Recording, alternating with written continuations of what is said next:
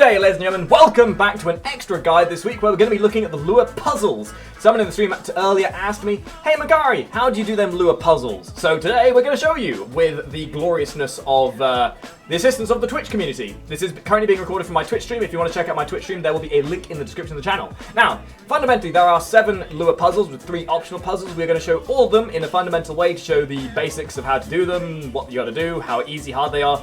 Some of them are easy, some of them are hard, some of them are just a pain in the ass, but they are all going to be explained in this video.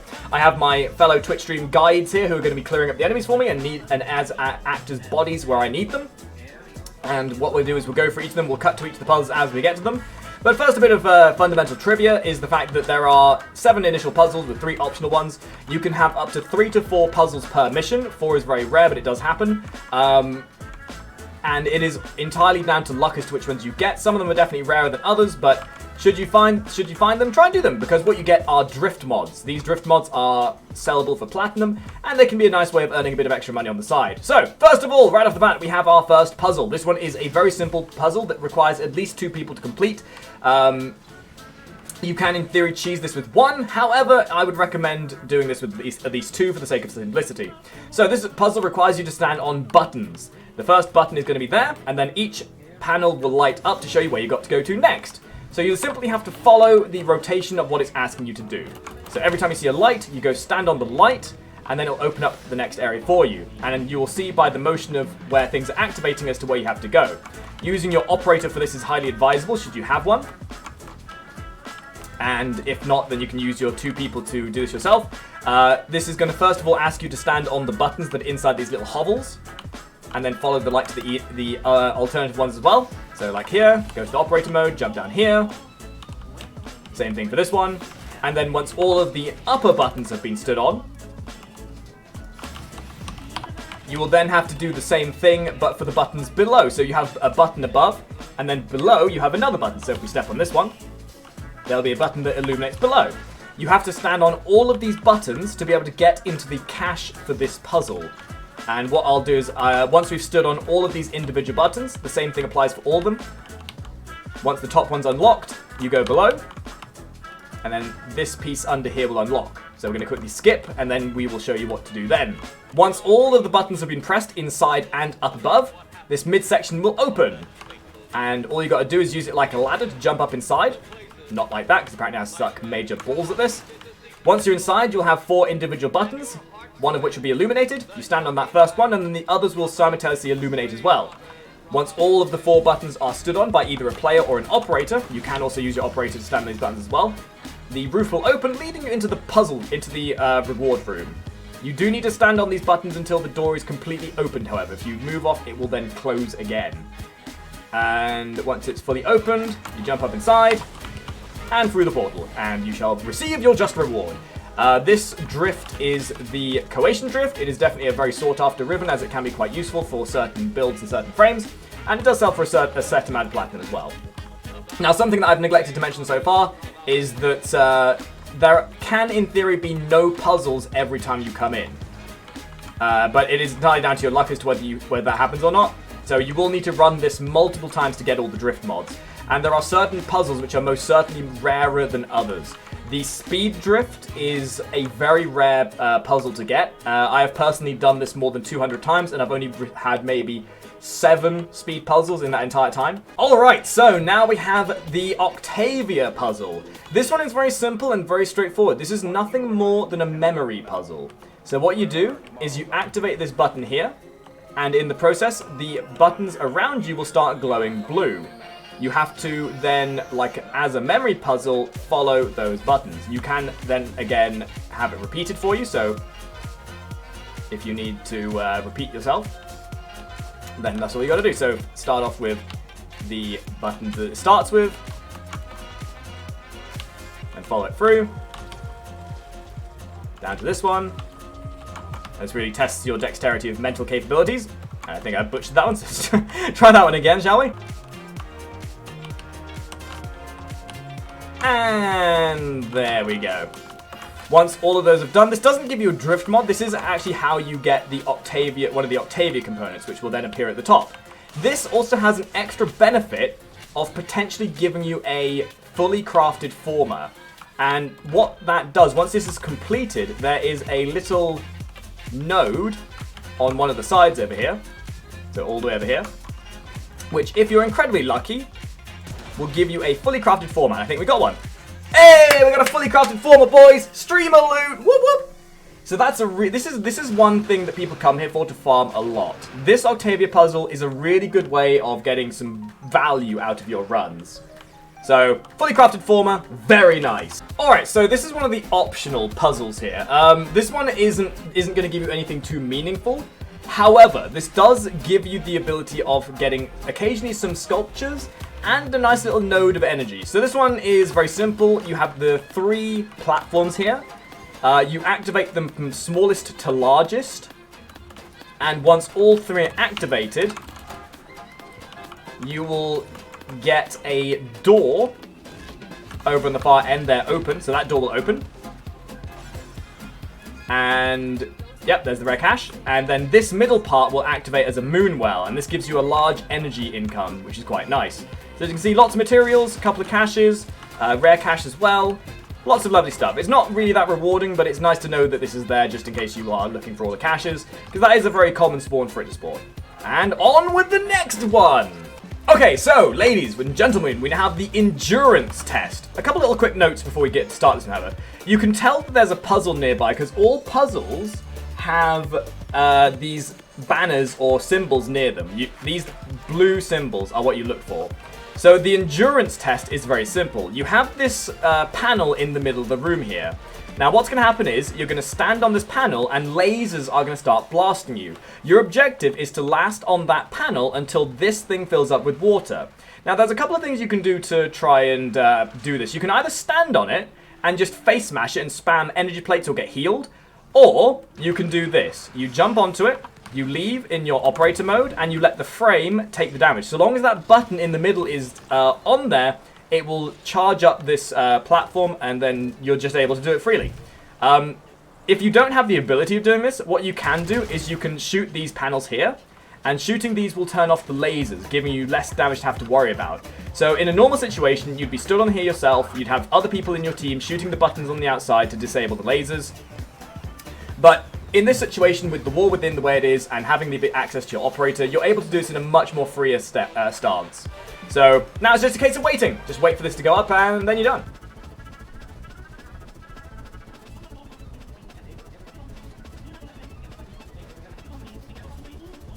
Okay, so now that you have the thing fully filled, the panel in the middle then falls away and you're able to go through and claim your reward. Alright, so we get Endurance Drift, which is Energy Max and Parkour Velocity. Definitely one of the more sought after drifts. Very useful for cast heavy builds. Always going to sell for about 10 platinum, 12 platinum thereabouts. Very good for any sort of build that requires a cast. Okay, so now we have the Stealth Drift mod. This stealth challenge is inherently quite challenging, however, it is very easily cheesable. Now, normally what would happen is you would stand on this panel, and then a bunch of lasers will start, and you'll have to avoid the lasers, you have to dodge some beams, avoid scanners, and make your way to the end over here. Now, what the game doesn't entail you to do is to have somebody stood there already. So this is actually incredibly cheesable, so Mr. Neochild, if you could please stand on the waypoint there, please. Normally you would go to from this end to that end, avoiding the lasers, but what you do is you have one person stood on the button already, and all you do is you stand on it, and the puzzle will auto-complete. So these are the lasers you'd avoid. Make your way down to the other end. And hey presto, you got yourself a new drift. Now, you might be asking yourself, Makari, these drift mods seem awfully useless. And in some element, they are not the most powerful mods in any way, shape or form. But for completing your mod collection at the very least, they are quite nice to have. And a lot of these mods are very good for min-maxing certain builds. Ones that require slight adjustments to certain elements or another. These will make a good difference to it. And some of them, in particular, things like the power drift, things like stealth drift, they can make some great additions to certain builds and are almost fundamentally used in a lot of builds for certain frames.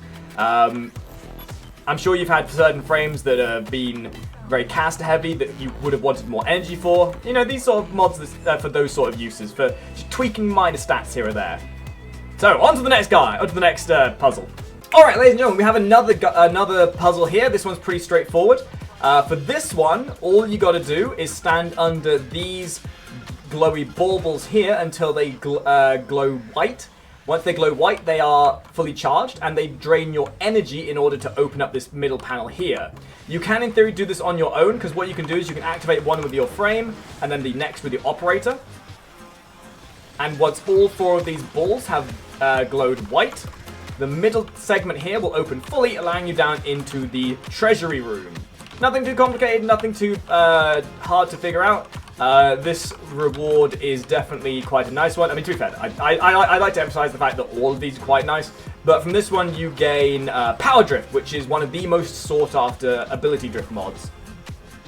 That minute amount of power strength with a little bit of utility as well. Super nice for very caster-heavy frames.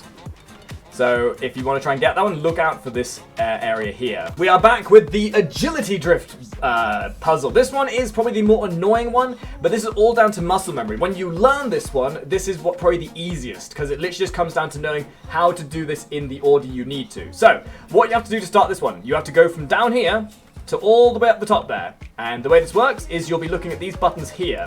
So, what you do to start is you shoot this button to open these panels. And what's going to happen is, you're going to jump into these, and by holding right click, you're going to go higher. You then shoot the one on your right, you land in the next one over here, using your drift ability, then turn around to shoot the one on the other side, you drift over here, land in one of these, oops daisies. So long as you don't touch the floor, you can keep going. If you touch the floor, the entire thing will reset, and you'll need to do it again. Then you turn around, shoot the two on the other side, land in the one just to your left, turn around, shoot the one on the upper wall here, land in the one on the opposite side here, turn around, shoot the one on that side. This in turn will open these 5 pipes here. Now what you're going to do, one person can take each pipe. You're going to want to jump in the pipe and hold right click, and you'll be shot into the ceiling. Do not let go of right click until you get into the roof.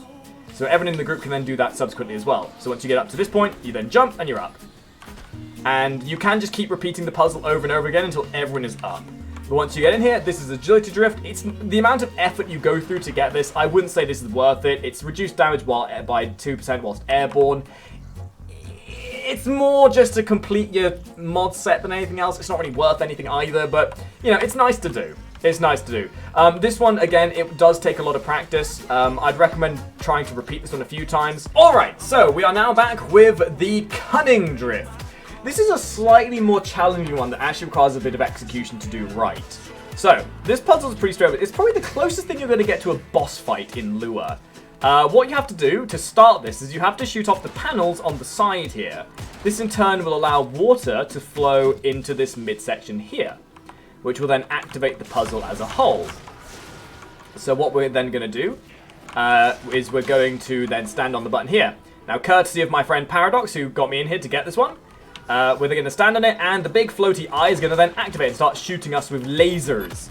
Now, the target the person who gets targeted by the laser is usually the person in charge of the group, for whatever reason. I don't know what the AI targeting is like in this, it's just a bit weird. But your objective is to get the eye to shoot these openings in the pillars here. So every now and again, the eye is going to teleport away, and it's going to then start shooting at the person who is prioritized. It is, again, normally the person in charge of the group. So there you go, he shot the pillar, which has now forced it to go out of phase. And every time a pillar is destroyed, he will then start going into either a damage mode or a suction mode. So you just got to try to avoid the damage where you can. So normally he's going to do this, where he teleports to one of them. You then have to sort of time it to make it shoot the pillar. It does require some decent timing. If you do have latency, that can be a bit of an issue. Alrighty, so now that we've got all 4 of them shot at, the middle will then open, and this in turn gives you the Cunning Drift, which in itself is quite useful. Definitely one of the nice ones to have. Ability range with slide. on something that needs more range, for example a Sarin or an Ember, this is extremely useful. Definitely worth your effort to go for. Now, there's some of these challenges do have a tendency of being very rare to spawn. The best way of going about this is Plato tends to be the best mission to do to get all of these in. You have the highest chance of getting multiple puzzles in Plato. It's also a very straightforward mission as well. There's no really set objective other than killing things, and you can just glide through and kill things as you're going. You do get these puzzle missions in the other missions on Lua as well. It just generally ends up where Plato is the most effective, because it's something you can do as you blast through, as you're going through in a linear fashion. So hopefully that gives you some emphasis as to how that works. And now we have one more to do, which is Speed Drift, which is the hardest one to find. So we'll come back to that whenever I end up finding it. Alright, and at last, after much attempting to find, we have the Speed Drift. This is possibly one of the hardest ones to do, and possibly one of the most challenging ones to do, because it relies on your personal skill. Now, this one entails going to start you in this room, where this middle section here is going to need to reach the ceiling. To do this, you're going to need to complete several some individual challenges. Every time you shoot one of these buttons here, this middle segment will start rising. So what we have to do now is we then have to go to these side rooms. And each of these individual side rooms is a challenge that you're going to have to complete in order to progress. So you stand on this button here, it'll then start a timer, where it'll open a door for you, and you've got to get to the other end of the challenge before the door's closed. You have a very minute amount of time to do this, and if you don't reach the end in time, you fail. But do it in time, you shoot the panel, and then the thing in the middle will rise further. This one does have a tendency of bugging very heavily, however. But in essence, it is still very straightforward. You do the side missions, you do the side challenge rooms like these ones. In this one you have the thumpers that you got to try to avoid. Oh, no, okay. Oh, you know what? You get the idea. So, I'll keep doing this and see if we can't get to the end of it. Hopefully I'll be able to. If you do end up failing, you do then need to wait for it to reset, but we should be able to still do this one quite handily. I think it may have bugged there, actually. Let's just double check a second.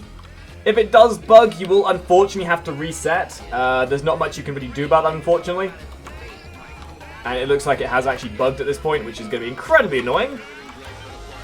Because you can't actually do anything about it unless you reset the mission. But to give you a short count as to what this oh wait, hang on, here we go. Alright. Try this again. I ended up getting bamboozled by the looks of it. If I don't do it this time. Okay, yeah, it's bugged. Alright, so it was bugged out, but you get the idea. You've seen both puzzles, doing both those puzzles and shooting the button, and then shooting the button on the inside here will allow you to get to the top. Once you're at the top, you go through the door, and it will allow you to complete the puzzle. And this gives you speed drift, which gives you movement speed and cast speed. Probably one of the rarest and one of the most sought after of all the drift mods, and is extremely useful and sought after.